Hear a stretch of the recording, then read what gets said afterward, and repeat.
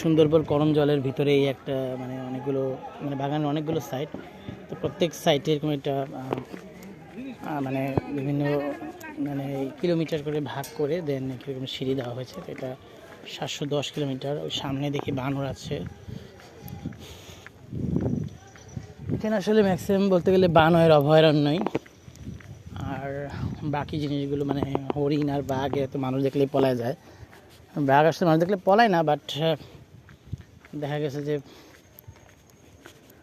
বাঘের যেহেতু মানুষজন বেশি থাকে এই জন্য ভয়ে বাঘ সামনে আসে না।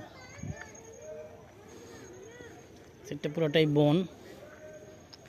এই বানর আবার ঝামেলা করে নাকি আল্লাহ জানে।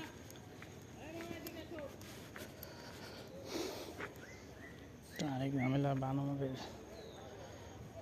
ভয় লাগতেছে যে বানর আবার খামচে খামচে দেয় নাকি।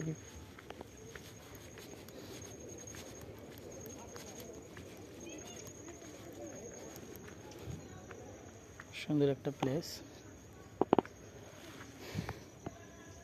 সামনের এই বানরটা দেখে ভয় লাগতেছিল, নেমে গেছে। নেমে গেলে দেন যাওয়া যায়। এগুলো আসলে বন বানরের অভয়ারণ্য।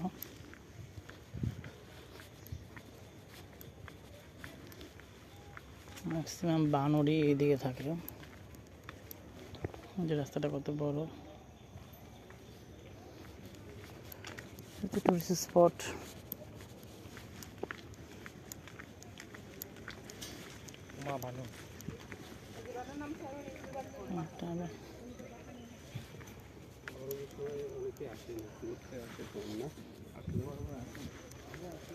আসলে এই করম জলটা হচ্ছে যারা 999 টাকার প্যাকেজে আসেন তাদের জন্য ডে লং ট্যুর, কিন্তু যারা 12,000 টাকা বা 10,000 টাকা খরচ করে আসেন তাদের কটকা, কচিখালি, করম জল সব দেখানো।